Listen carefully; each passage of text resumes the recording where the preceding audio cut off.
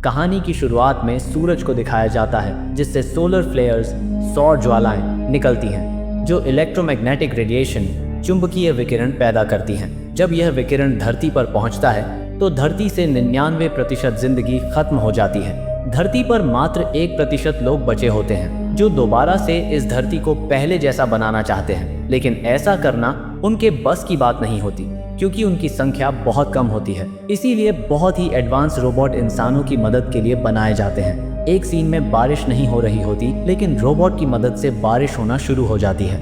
इन robots के programme में 2 मुख्य शर्तें होती हैं। 1, किसी भी इंसान को कभी भी नुकसान नहीं पहुंचाना। 2, वे खुद जैसे और रोबोट नहीं बना सकते।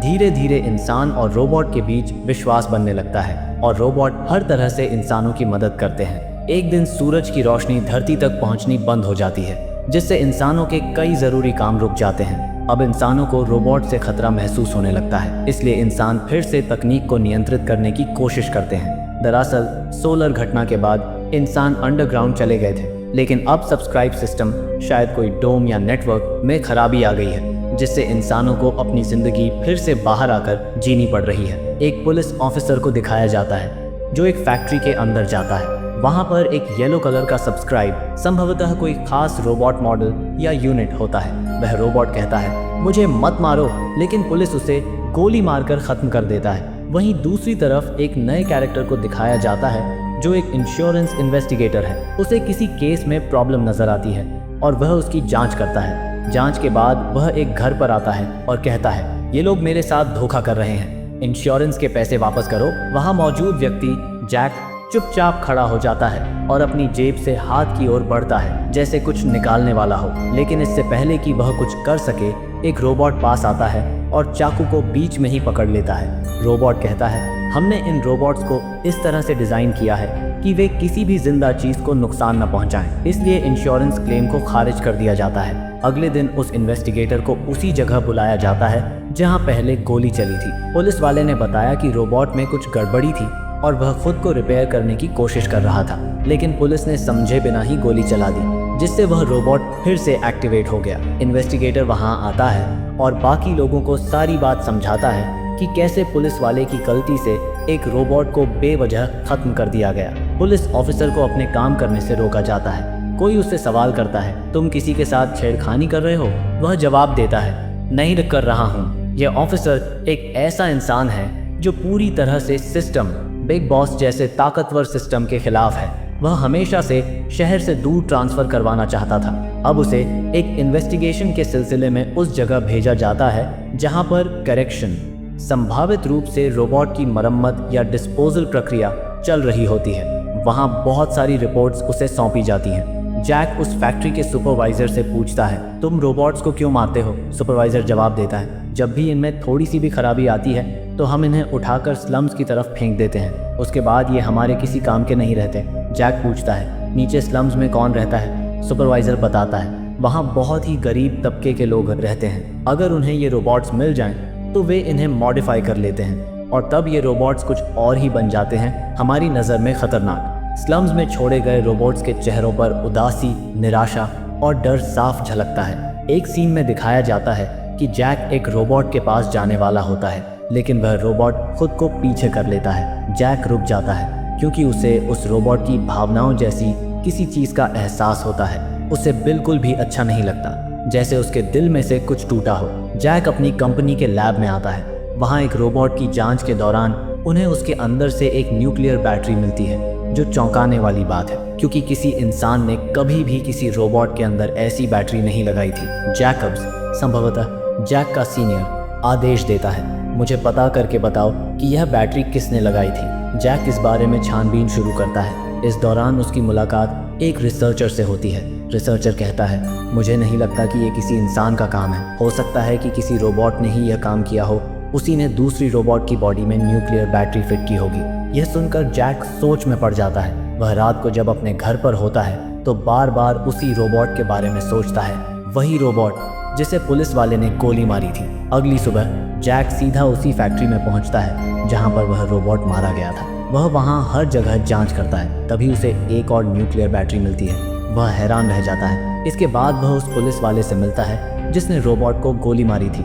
और उसे वह बैटरी दिखाता है। पुलिस वाला कहता है, मुझे नहीं पता कि ये बैटरी कहाँ से आ रही है। फिर वह आगे कहता है, लेकिन मैं तुम्हें एक लेडी के पास ले जा सकता हूँ, हो सकता है कि वो कुछ जानती हो। पुलिस ऑफिसर और जैक दोनों उस लेडी के पास पहुँचते हैं, जहाँ वे देखते हैं कि वह असल में एक फीमेल रोबोट है, लेकिन यह रोबोट पूरी तरह से मॉडिफाई की गई है, यानी वह इंसानों को नुकसान पहुंचा सकती है और वह दूसरी रोबोट्स को बना भी सकती है, जो कि रोबोट्स के मूल नियमों के खिलाफ है। दोनों उससे सवाल करते हैं, तुम्हें किसने बनाया? वह फीमेल रोबोट जवाब देती है, मुझे नहीं पता। यह सुनकर पुलिस वाले को गुस्सा आ जाता है और वह उसकी टांग पर गोली मार देता है। रोबोट की टांग टूट जाती है। इसके बाद जैक और पुलिस वाला वहां से बाहर निकल जाते हैं। पुलिस वाला जैक से कहता है, मैंने जानबूझकर उसकी टांग पर गोली मारी है ताकि अब वह रिपोर्ट लेकर उसी जगह वापस जाएगी जहां से उसे खरीदा गया था। हम उसका पीछा करेंगे। फिर वह जोड़ता है, हमारे पास न्यूक्लियर बैटरी है और जिसने भी उस फीमेल रोबोट को बनाया है वह ज़रूर इसे खरीदना चाहेगा। पुलिस कहता है, जो भी पैसा मिलेगा हम आधा आधा बांट लेंगे।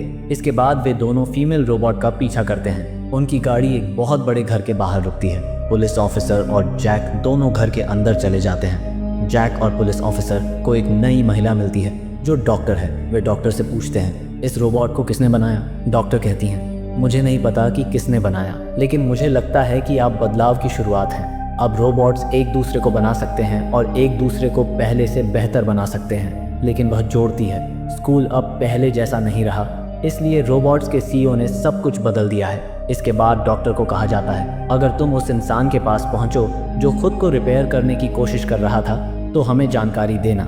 डॉक्टर उस रोबोट तक पहुंचती है जो खुद को रिपेयर करने की कोशिश कर रहा होता है। वह बताती है, उसने ज़रूर कोई नया सॉफ्टवेयर इंस्टॉल कर दिया है। डॉक्टर आगे कहती है, ये सॉफ्टवेयर बहुत ही एडवांस है। मुझे लगता है कि यह न सिर्फ खुद को रिपेयर कर सकता है बल्कि अपने जैसे दूसरे रोबोट्स को भी बना सकता है। तभी कोई दरवाज़ा लॉक कर देता है। डॉक्टर बाहर निकलने की कोशिश करती है, लेकिन बाहर कुछ बच्चे होते हैं और वे डॉक्टर को गोली मार देते हैं। जैक किसी तरह वहाँ से भागने में कामयाब हो जाता है। वह गाड़ी में बैठता है जिसमें पहले से ही फीमेल रोबोट मौजूद होती है।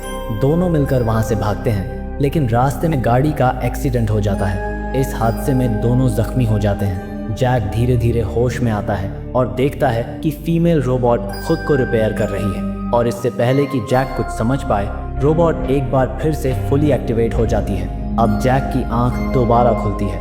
वह देखता है कि फीमेल रोबोट के साथ दो और रोबोट्स मौजूद हैं। वे उसे शहर से दूर किसी सुरक्षित जगह ले जा रहे हैं। जैक उन्हें रोकने की कोशिश करता है और कहता है, हमें शहर की तरफ जाना चाहिए, लेकिन रोबोट्स उसकी बात नहीं मानते और शहर की ओर बढ़ते रहते हैं। होश में आने के बाद फीमेल रोबोट जैक को कुछ इंटेक्स खिलाती है और पानी देती है। उसका व्यवहार पूरी तरह से मानव हितैषी होता है। अब जैक को समझ आता है कि रोबोट्स सच में इंसानों के दोस्त हैं। वे इंसानों को मारना नहीं, बचाना चाहते हैं। इसी दौरान एक मैसेज सब्सक्राइब सिस्टम के जरिए पुलिस को पता चल जाता है कि जैक और रोबोट्स कहाँ हैं। अगले दिन पुलिस वहां पहुंच जाती है, लेकिन पुलिस वालों ने जो कुछ कहा उसमें झूठ होता है। जैक और रोबोट्स उस जगह पहुंचते हैं जहां से उन्हें पुलिस दिखाई देती है। जैक अपने साथियों को आगे बढ़ने से रोकने की कोशिश करता है, लेकिन वे उसकी बात नहीं मानते।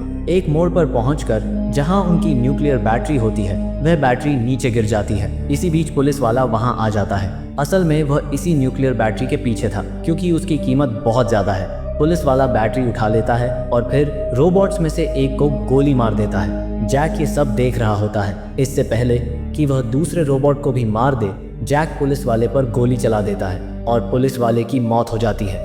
वह पुलिस वाला जो शुरू में जैक के साथ बैटरी को लेकर आया था, वह अब अपने बॉस को सब कुछ बता देता है। वह बिग बॉस को कहता है, हमें शुरुआत से ही यह ध्यान रखना था कि इन रोबोट्स को इतना मॉडिफाई न किया जाए कि वे अपने जैसे दूसरे रोबोट्स बना सकें, लेकिन अब सब कुछ बदल चुका है। अब एक बात सामने आती है, रोबोट्स के सिस्टम को बदलने की कई बार कोशिश की गई, लेकिन कोई भी उसमें बदलाव नहीं कर पाया। यह बहुत हैरानी की बात है कि अब किसी ने इनके सॉफ्टवेयर को बदल दिया है। इसका मतलब है कि रोबोट्स अब इंसानों के लिए खतरा भी बन सकते हैं। अगले दृश्य में जैक देखता है कि उसके सामने सिर्फ फीमेल रोबोट खड़ी है। वह उससे पूछता है, बाकी कहाँ हैं? फीमेल रोबोट जवाब देती है, वो रास्ता ढूंढने गए हैं। इसके बाद वे आगे बढ़ते हैं और एक जगह पर पहुंचते हैं जहां एक आदमी अकेला बैठा होता है। यह आदमी वही होता है जो पहले फैक्ट्री में था, जहां पर रोबोट्स को चुपचाप सब्सक्राइब सिस्टम से बना रहे थे। अब वह बाहर आ चुका है। उसे अब यह एहसास होता है कि वह पिता बनने वाला है, क्योंकि उसकी पत्नी प्रेग्नेंट थी। वह बहुत उदास होता है और अतीत को याद कर रहा होता है। तभी एक रोबोट उसके पास आता है और कहता है, यहाँ पर एक समय नदी हुआ करती थी, लेकिन अब सब कुछ बदल चुका है। फिर वह जोड़ता है, वक्त के साथ सब कुछ बदलता है। अब रोबोट्स और इंसान मिलकर इस धरती को फिर से बसा सकते हैं। अब एक बहुत बड़ा सच सामने आता है। धरती का एक बड़ा हिस्सा अब इंसानों के रहने लायक नहीं रहा, लेकिन रोबोट्स वहां रह सकते हैं। इसलिए अब वक्त आ चुका है कि रोबोट्स अपने नए डिज़ाइन के साथ इंसानों के साथ मिलकर इस धरती पर फिर से जीवन बसाएं। अब मॉडिफाइड फील्ड में वही रोबोट मौजूद है जिसने बाकी सभी रोबोट्स को बनाया। वहीं दूसरी ओर घटना स्थल पर पुलिस वाले की डेड बॉडी दिखाई जाती है। तभी उसका दूसरा साथी भी वहां पहुंच जाता है। वह नया रोबोट उसे इंसानों के लिए खतरा लगता है, इसलिए उसने जैक और उसके न्यू बॉर्न बेबी को किडनैप कर लिया होता है। यह देखकर जैक का दोस्त बहुत दुखी होता है, लेकिन जब वह स्वर्ग की उम्मीद में वहां पहुंचता है तो उसे गोली मार दी जाती है। इसके बाद वे लोग जैक और रोबोट्स को ढूंढने निकल पड़ते हैं। दूसरी ओर ब्लू रोबोट और उसके साथी रोबोट्स दिखाए जाते हैं, जिन्होंने एक सब्सक्राइब यूनिट तैयार किया है और उसमें न्यूक्लियर बैटरी फिट करते हैं, जो पहले जैक के पास थी। जैसे ही बैटरी लगती है, सिस्टम एक्टिवेट हो जाता है। अब वे सब कहते हैं, चलिए अपने घर वापस जाने से पहले हम इस रोबोट को पूरी तरह से तैयार कर दें। अब जैक पछताते हुए कहता है, मुझे माफ कर दो, मुझे पहले ही समझ जाना चाहिए था। इसके बाद वह वहां से चुपचाप निकल जाता है। उधर शीघ्र ही उसकी जिंदगी खत्म होने वाली है। वह उन लोगों के पास पहुंचता है जिन्होंने उसकी पत्नी और बेटी को किडनैप कर लिया था। वह गुहार लगाता है, प्लीज मेरी बेटी को बचा लो। जब उसकी पत्नी गाड़ी से उतरती है, उनके सामने कुछ रोबोट्स खड़े हो जाते हैं जो रास्ता छोड़ने से इनकार करते हैं। फीमेल रोबोट साफ कहती है, मैं तुम्हारे किसी आदेश को नहीं मानूंगी। यह सुनकर दुश्मन उसे गोली मार देते हैं और उसकी हार्ड डिस्क निकाल लेते हैं। इसके बाद एक भारी हमला होता है जिसमें कई लोग मारे जाते हैं। इधर स्काउट रोबोट की ओर से भी बचाव आता है, मगर वह भी एक ऊंचाई से गिर जाता है और उसकी मौत हो जाती है। जैक की पत्नी अपनी बेटी को लेकर जैक के पास पहुंचती है। वह रोते हुए कहती है, थैंक यू। के बाद जैक अपनी पत्नी और बेटी के साथ वहां से शहर की ओर निकल पड़ता है और कहानी यहीं पर समाप्त होती है। यह फिल्म 200 मिलियन की कमाई करने में सफल रही थी। आशा है कि आपको यह कहानी पसंद आई होगी।